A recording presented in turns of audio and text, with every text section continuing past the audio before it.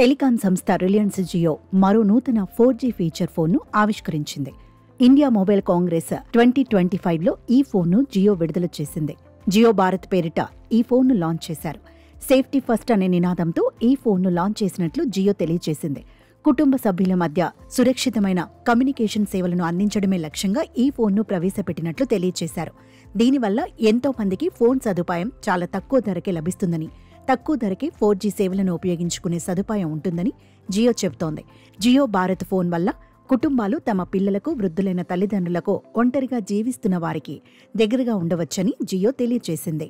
ఈ ఫోన్ సహాయంతో వ్యక్తులు తమకు ఇష్టమైన వారి లొకేషన్ను ఎప్పటికప్పుడు రియల్ టైంలో ట్రాక్ చేసేందుకు వీలుగా ఉంటుంది.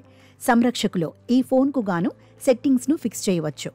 ఎవరు కాల్ లేదా మెసేజ్ చేయాలని ముందే కంట్రోల్ చేయవచ్చు. అలాగే తెలియని ఫోన్ నెంబర్ల నుంచి వచ్చే కాల్స్, మెసేజ్లను బ్లాక్ చేయవచ్చు. ఫోన్కు సంబంధించిన బ్యాటరీ లెవెల్స్, నెట్వర్క్ సిగ్నల్ సామర్థ్యం వంటి వివరాలను తెలుసుకోవచ్చు.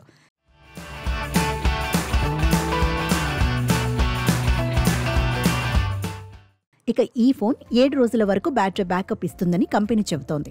అందువల్ల బ్యాటరీ అయిపోతుందనే బెంగ ఉండదు. ఈ ఫోన్ చిన్నారులకు కూడా ఉపయోగించవచ్చని, దీనివల్ల వారు సోషల్ మీడియాను ఉపయోగించే సమయం తగ్గుతుందని కంపెనీ చెబుతోంది.